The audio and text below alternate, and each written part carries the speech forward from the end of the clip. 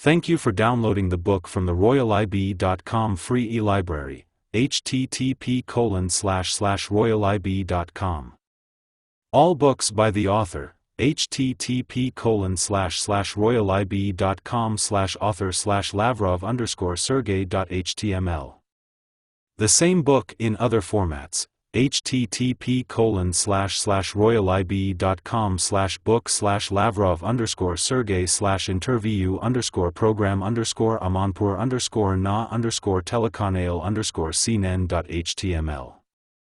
Enjoy reading. Full text of the interview of the Minister of Foreign Affairs of Russia S.V. Lavrov to the Amanpour program on the CNN TV channel Moscow, October 12, 2016. Question: the situation in the world right now is very complicated and painful. What is happening in Syria has caused great discord throughout the world.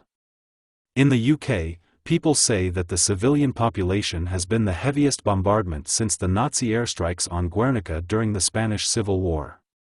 U.S. Secretary of State John Kerry said that it is no longer enough for Russia and the regime, that is, the Syrian authorities, to explain to the world why hospitals, healthcare facilities, women and children are being targeted. Why are you acting this way? Foreign Minister Lavrov: I think that all statements should be supported by evidence. For example, in the case of accusations against Russia of organizing hacker attacks against the U.S. Democratic Party, we were never provided with any information that would confirm such accusations. We asked for facts. We pressed for an investigation into the September 19 attack on a humanitarian aid convoy in Aleppo. As my friend and recently colleague British Foreign Secretary B. Johnson stated, this is due to purely political considerations. Question: but he accuses Russia of attacking the convoy. Foreign Minister Lavrov: these are the usual arrogant statements. B. Johnson is a very versatile person. As you know, when he was mayor of London, he was a very good friend of Russia and became famous for his participation in Russian festivals in London. Now, it seems to me, he is ready to play the role of an internationally recognized prosecutor from The Hague, especially in light of the decision of our British colleagues to add "but you can't" to the slogan "Yes, you can." The embodiment of this approach was the withdrawal of the British Armed Forces from the jurisdiction of the European Convention on Human Rights. There is a need for clarity on these matters. We are open to discussion of such issues. We never refuse contacts. We want to discuss existing topics and strive to achieve the truth, and not just throw accusations at each other without any reason. Question: considering what is happening now and having a picture from satellites, knowing that only two sides, Russia and Syria, have air forces in the Aleppo region, they also have barrel ammunition, the majority in the world believes that Russia is involved in this and, at a minimum, is not trying to stop Syria from using these bombs. On behalf of the international community, I would like to ask you why Russia is attacking civilian infrastructure, or why it allows the Syrians to do it. As you know, Russia is now accused of committing war crimes. Foreign Minister Lavrov: we could discuss the topic of war crimes in an appropriate format. To do this, there are certain internationally recognized procedures, and it is better to use such means for this purpose, and not the media. Unfortunately, a number of my colleagues just want to light up with such statements. UN Secretary-General Ban Ki-moon has ordered an investigation into the attack on a humanitarian aid convoy. Everyone who has any information related to what happened should respect the investigation and make it available to the UN Secretary-General. As for the demands to stop hostilities in Aleppo, when in August and September the fighters of Jabhat al-Nusra and its affiliated forces in eastern Aleppo took a categorical position and blocked the delivery of humanitarian aid along the Castello Road, which, by the way, was subjected yesterday to a strong bombardment, saying that they would strike at any humanitarian convoy following the Castello Road. No one lifted a finger, no one cared. When I bring this up with J. Kerry and others, they say they don't remember anything like that. But I remember it. This ultimatum to Jabhat al-Nusra and groups close to it was made when I met with John Kerry in Geneva on August 26. However, the key problem is the complete inability of the United States and the members of the coalition they lead to disengage the moderate forces from Jabhat al-Nusra. According to Russian-American agreements, this is a priority task. American colleagues, including CIA Director J. Brennan, promised back in February of this year that they would need only 2 weeks to disengage moderate forces willing to cooperate with the coalition from Jabhat al-Nusra. They didn't do that. We now get the impression that the US and others actually want to keep Jabhat al-Nusra in case they have to engage Plan B. Question: Mr. Lavrov, I want to show you one photo. Foreign Minister Lavrov: of course. Question: in August, this photo was all over the media. This is a little boy, his name is Amran Daknish. He is 5 years old. This is not a terrorist. This is a boy surrounded by soldiers in the besieged city of Aleppo. Foreign Minister Lavrov: naturally. Question: what can you say to civilians who are just asking to be spared the bombing? This is a war crime. Foreign Minister Lavrov: as I have already said, it is necessary to investigate war crimes. Question: what can you say to people like this boy's family? Foreign Minister Lavrov: this is a tragedy, a real tragedy. They should insist that the moderate opposition that wants to protect them break away from Jabhat al-Nusra. Question: then let me ask you. You spoke about the agreement between Russia and the United States to ensure a ceasefire. The deal fell through less than a week later. As far as we know, according to people who saw the documents with their own eyes, you plan to introduce a ceasefire for at least a week and work together to separate the opposition from the terrorists. But the ceasefire regime was broken even before the expiration of this period. Foreign Minister Lavrov: during the meeting between Russian President Vladimir Putin and US President Barack Obama in China on September 6, we insisted that before the ceasefire was announced, the United States must fulfill its long-standing commitment to separate the moderate opposition and the Jabhat al-Nusra. Ultimately, we agreed with the American approach to establish a 7-day ceasefire, during which the US was to complete the secession. Question: as far as I understand, the separation should have taken place after the introduction of the regime. How can these factions be divided without a ceasefire? Foreign Minister Lavrov: 1 second. We have introduced a ceasefire. But just 3 days after the start of this 7-day period, the American coalition bombs the Syrian base in Deir-ez-Zor. They stated that it was a mistake. But I read a statement by U.S. Central Command spokesman Colonel J. Thomas who said that this mistake was being prepared for 2 whole days on the basis of very reliable intelligence.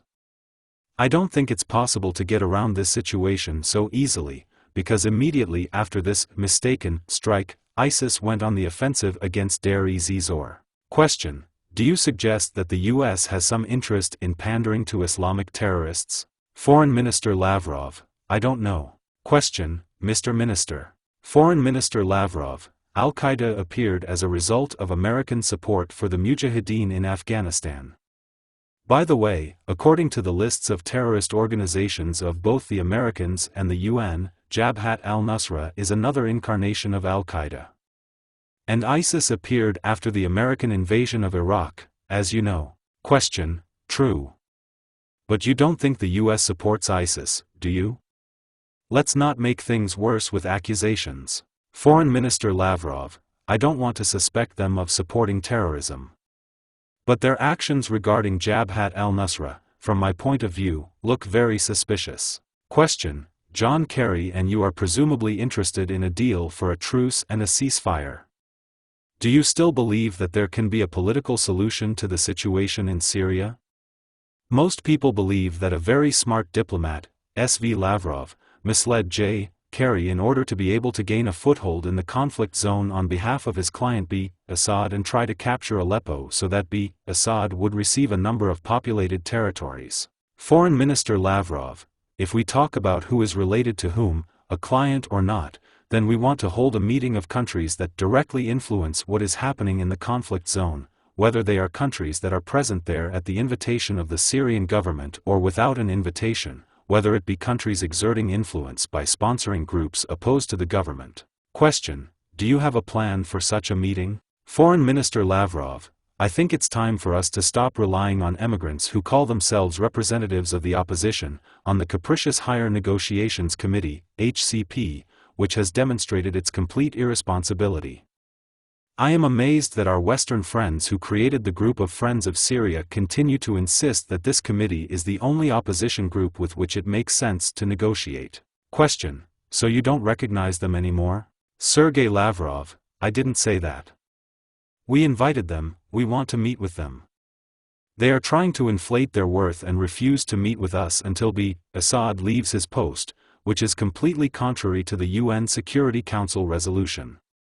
But countries that can exert direct influence in the conflict zone, among which, undoubtedly, Russia and the United States, as well as 3 or 4 countries from the Middle East region, should meet in this narrow format and discuss everything in a business-like manner, and not in the spirit of discussions at the UN General Assembly. Question: when do you plan to meet? Foreign Minister Lavrov: the meeting is scheduled for next Saturday. Question: this can rightly be called news. Foreign Minister Lavrov: yes, this is news that, I hope, will not remain just news, but will launch a serious dialogue based on the principles of an agreement between Russia and the United States, which was accepted by many with approval, but, unfortunately, did not take place. Once again, I will state the reason: this is a violation of the ceasefire by the American coalition, which attacked the Syrian government troops, which it should not have done, and, as was said, was not planned. Another very specific requirement that the United States did not bother to comply with was a very detailed agreement on the withdrawal of military equipment of government forces on one side of the Castello Road from opposition forces on the other side of the road. The distance for heavy weapons and personnel was agreed, 1.5 and 3 kilometers, respectively. When we tried to redeclare a ceasefire, it was agreed that the withdrawal of weapons would be part of the deal. During the 3 days of silence, humanitarian supplies were supposed to pass along the Castello Road. But the U.S. coalition said they were not sure the opposition would withdraw the equipment. So we realized that they do not have a serious influence on the opposition. That is why the participation of regional representatives is very important. I think it would be more productive. Question: who do you mean by regional representatives? Foreign Minister Lavrov: several countries that you know. Q. Iran, Saudi Arabia, Turkey. Foreign Minister Lavrov: Turkey, Saudi Arabia, possibly Qatar. Question: before moving on to discussing the hacker scandal involving Russia and the United States, which also provoked the crisis, I want to ask one more question about Syria. You said you want to continue negotiations. Then what are your military goals? Everyone believes that there is no military solution to the conflict. But it seems that Russia is just looking for his military solution, at least wants to seize Aleppo so that he stays with Bashar al-Assad in the last days of the Obama administration. That's what the Americans think. Is this your plan? SV Lavrov: not. Speaking of Aleppo, we provided serious support to the initiative of the Special Envoy of the UN Secretary-General for Syria de Mistura. He offered to allow Jabhat al-Nusra to leave East Aleppo with weapons and, as he said, with dignity, despite all the UN Security Council resolutions and prohibitions on making deals with terrorists.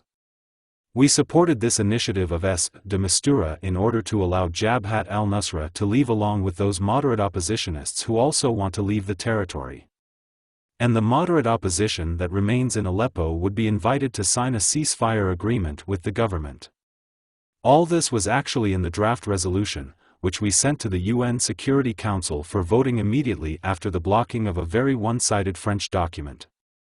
The Russian draft resolution supporting the proposal of S. However, we remain convinced that de Mistura's plan should be given a chance. Now we are working on its promotion with people on the ground. I hope there will be progress on this issue soon. Without separating the terrorists and expelling them. Let's send them to Idlib, the capital of Jabhat al-Nusra. This will make it easier for all of us, the combined forces, to fight these groups. Otherwise, I don't think that the Syrian army can be expected to stop the fight against Jabhat al-Nusra, which is hiding behind the civilian population as a shield. We have taken and will continue to take all necessary measures. We will recommend the Syrian army to be very specific and purposeful in its actions against Jabhat al-Nusra. But Jabhat al-Nusra cannot be tolerated. We really don't want to believe it, but it seems to us that our partners in the Middle East. Question: This is your opinion. According to the UN, there are only about 900 people from Jabhat al-Nusra and 275,000 civilians, including women and children, in Aleppo. I think the only question is, do you want to go down the wrong path, on the wrong side of history? Do you want to support massacres of civilians? Is this really what can make Russia great again, strengthen its position in the Middle East? Build a base there on the corpses of children and women? Foreign Minister Lavrov, it is these 250,000 civilians that you care about who think that if this will help kick a couple of thousand terrorists out of the city and save 250,000 lives, then they agree. And that is why we must advance de Mistura's plan. By the way, just 2 days ago, Jabhat al-Nusra made a deal with Ahr al-Sham, a group that is not on the UN list of terrorists, which, we think, should be reconsidered, as well as the status of a couple of dozen other organizations, considered moderate by the United States. They, and this is not permissible, are joining forces with Jabhat al-Nusra in Aleppo and in many other parts of Syria. When the UN Security Council decided to resolve the Syrian crisis, several areas were considered in which the international community could act, and one of them was the fight against terrorism. Other areas include a cessation of hostilities, humanitarian issues, and the political process. Each of these areas must be worked out in essence. According to the UN Security Council resolution, there should be no preconditions. As to whether on which side of history we will be, questions about whether Russia is a great country or a pariah country, with all due respect, according to the age-old tradition, our Anglo-Saxon friends undertake to decide which country is worthy and which is a pariah. They understand, they feel that in the current circumstances, when the world is really becoming multipolar, they lose the opportunity to evaluate others. This is a philosophical question, and we take it patiently. But for them it is painful, unfortunately. This is a philosophical question, and we take it patiently. But for them it is painful, unfortunately. This is a philosophical question, and we take it patiently. But for them it is painful, unfortunately. In politics, we prefer not to focus on hysterical cries and Russophobic rhetoric, we prefer a business-like approach. If we want to save lives, our actions must be pragmatic and concrete. Question: Okay, let's move on to intervention in a different sense.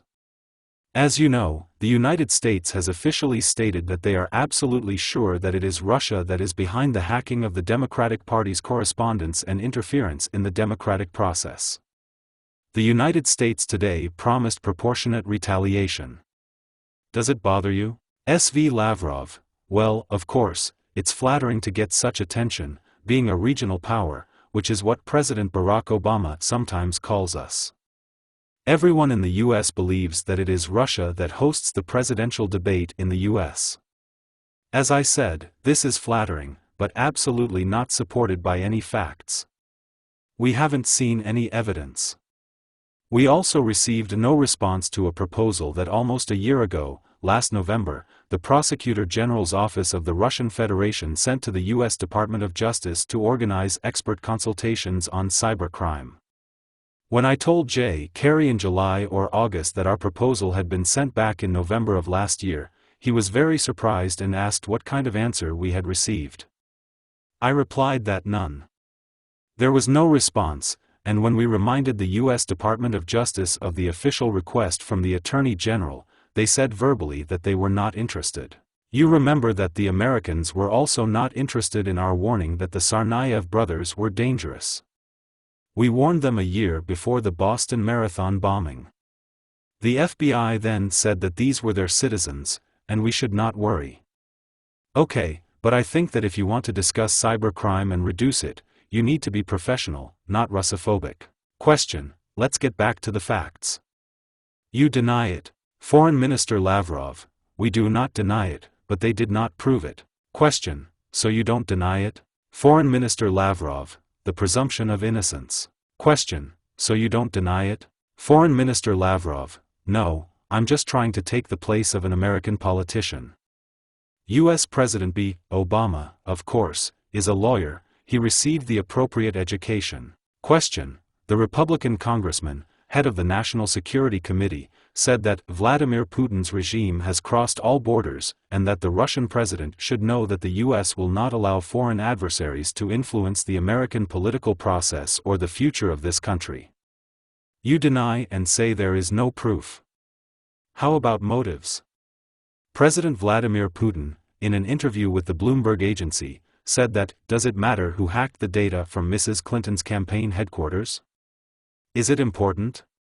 It is important what is the content of what was presented to the public. So he commented on it. Foreign Minister Lavrov: now that this has become public knowledge, this is a well-known fact. Question: you said that it is the government's duty to let the information about the break-in reach the public. But here another question arises. It looks like Russia is still interfering in internal affairs on the side of one of the presidential candidates. Last month, your permanent representative to the UN, V.I. Churkin, turned to the UN Secretary-General. Many other diplomats also spoke about this, to reprimand the UN High Commissioner for Human Rights, Ziyar al-Hussein, who made a well-known speech about the danger of ultra-right demagogues, mentioning Trump, Hungarian Prime Minister V. Orbán and the leader of the French National Front Marine Le Pen, warning about the danger of populism in Europe. Foreign Minister Lavrov: do you mean that he called him a demagogue? Question: yes, he criticized the demagogues. Foreign Minister Lavrov: I also think that he is a demagogue. Question: the fact is that V.I. Churkin said that he received an order from your department, that is, from you, to make this diplomatic move in relation to the UN Secretary-General. Did you give such instructions, and if so, why? Foreign Minister Lavrov: you began your question with the phrase, it seems that. I understand that this is a very correct way to describe what is happening. Question: but why did you demand to criticize the one who criticized Donald Trump? Foreign Minister Lavrov: I will explain. The UN High Commissioner for Human Rights made a completely unacceptable statement. His duty is to protect human rights, not to give assessments to sovereign countries. He has no right to interfere in internal affairs and give characteristics to the leaders of other states. Question: most of them are not leaders, but parties that are accused of violating human rights. Foreign Minister Lavrov: you mentioned the Prime Minister. Question: one Prime Minister. Sergei Lavrov: we instructed Vladimir Churkin to convey to the Secretary-General exactly what I just said. It is absolutely unacceptable that the High Commissioner for Human Rights should go so far beyond his direct duties, which do not include appraising other politicians. The name of the Prime Minister, Trump or any other, was never mentioned. Question: diplomats said otherwise. They said that you specifically mentioned Trump. Apparently, Russia is interfering in the political process on the side of one of the candidates. Foreign Minister Lavrov: if you listen to what diplomats are saying, then you should also listen to my good friend J.M. Arrow, Johnson. They are very excited. I can officially and very responsibly say that V.I. Churkin was instructed to take a diplomatic step regarding the unacceptable behavior of the High Commissioner for Human Rights in relation to his mandate. His job is to deal with human rights violations, not personalities. He cannot just take and decide for himself who is right and who is wrong. Question: do you agree that Hillary Clinton said during the last debate that Russia made it clear that it does not want her to win the elections? What do you expect if she wins? Foreign Minister Lavrov: I am not concerned with expectations and cannot argue with Hillary Clinton. I worked with her when she was U.S. Secretary of State. By the way, we signed an agreement in 2012, if my memory serves me, on easing the visa regime for citizens of Russia and the United States, which, in my opinion, is still very useful. I can't comment on the U.S. election campaign. Of course, sometimes I watch what is shown on TV, but that is up to the Americans to decide. Question: are you concerned about the symmetrical response that the White House has promised? S.V. Lavrov: it is pointless to make assumptions about this.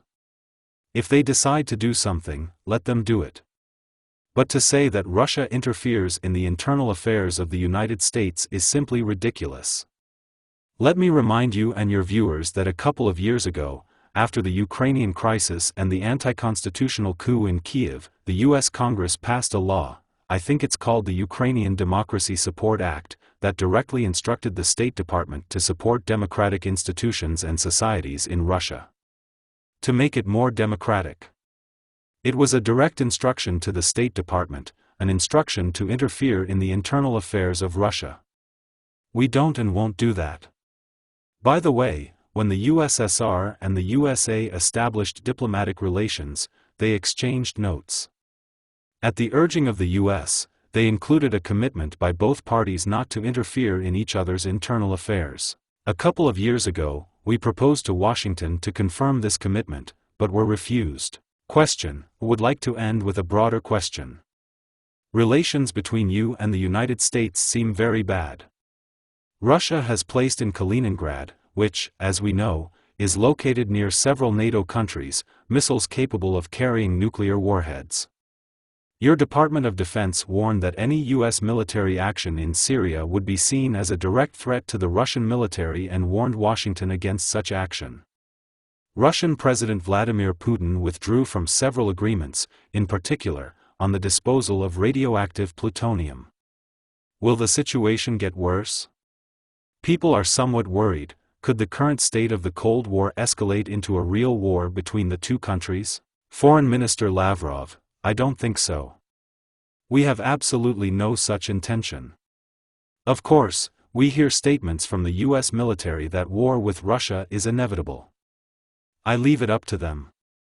As for the placement of weapons on our territory, this is our territory. Question: it's scary. Foreign Minister Lavrov: this is our territory.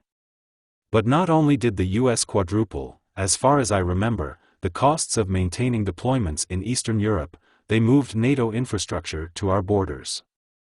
Now their latest F-35 aircraft, equipped with a modern version of nuclear bombs, will be deployed near the Russian borders. And this is not the territory of the United States. We were not going to withdraw from the treaties that were the foundation of strategic stability. But when the US withdrew from the Anti-Ballistic Missile Treaty, George W. Bush told Vladimir Putin that he understood that we did not like it, but that we were no longer enemies. So, if Russia wants to take some precautions, take some retaliatory steps, please. Unfortunately, this missile defense project has seriously disrupted world stability, and the plans to deploy the European and Asian segments have greatly disturbed us. It was an obvious attempt to gain a unilateral advantage. With regard to the plutonium agreement, I hope you know that the United States did not live up to its obligations under it, simply failed by actually changing the way the plutonium was disposed of, which was described in the agreement. The agreement became invalid because the US failed to comply with it. We fulfilled our obligations and will continue to fulfill them. As for other agreements, for example, on cooperation between Russia and the United States in nuclear energy, I explained everything to Secretary of State John Kerry a long time ago, 2.5 years ago, shortly after the Ukrainian crisis. The U.S. Department of Energy sent an official note to the Russian Federation stating that due to the circumstances, Washington is suspending all cooperation on these agreements. It's been 2 years and they still don't want to cooperate. And this despite the fact that John Kerry assured me that it was a stupid step and that our cooperation in nuclear energy and nuclear security should not suffer. But apparently no one did anything. So this should be taken simply as a description of the current situation, and not our intention to withdraw from some important agreements. Question: I want to turn to a topic that may seem almost forgotten today, cultural harmony between Russia and the United States. So, in a nutshell, Van Cliburn, a musician from Texas, is very famous and loved by many. There is a new book about him. It gives rise to nostalgic feelings, because even during the Cold War there was a kind of cultural unity between Russia and the United States. Van Cliburn was well liked in both countries. Tell us, please, when you remember those times, how do you feel? Foreign Minister Lavrov: I am very sorry about what is happening now in Russian-American relations. I'm sure we have a lot in common with the American people. At the level of ordinary people, as a rule, there is always mutual understanding. Politicians have their own goals. But I can only emphasize once again that we did not start this very unhealthy phase in our relationship. It began long before the events in Ukraine and Syria. I had the opportunity to address this issue recently. Let's not forget about the Magnitsky Law, Washington's reaction to the scandal with Snowden, who ended up in Russia. President Obama even cancelled his visit to Moscow because we did not extradite Snowden. For some reason, they believe that we are actually involved in his arrival in Russia and his alleged recruitment by our special services. This is ridiculous, because Snowden did not fly to Russia, but to Latin America. As soon as he left Hong Kong, he was stripped of his American passport. We received official notice that his passport was invalid and were not authorized to let him on any flight. We couldn't even let him enter Russian territory. He was forced to stay at the airport and sent a request for political asylum or refugee status. We gave him this shelter. But this incident caused such a nervous reaction. As I already said, President Barack Obama even cancelled his visit to Russia. Therefore, insults in politics, the inability to give a commensurate answer, unfortunately, often lead to big mistakes. Question: Mr. Minister, thank you very much. Foreign Minister Lavrov, thank you. Question: allow me to ask one more, last question, a bit cheeky. Russia had its own Pussy Riot situation. What do you think of Donald Trump's Pussy Riot situation? Foreign Minister Lavrov, I don't even know. English is not my native language. But, using your own terminology, there are so many pussy around your election campaign from all sides that I don't even want to comment on it. Thank you for downloading the book from the royalib.com free e-library, http://royalib.com. Leave a review about the book, http://royalib.com/comment/Lavrov_Sergey/interview_program_na_telekanal_cnn.html. All books by the author, http://royalib.com/author/Lavrov_Sergey.html.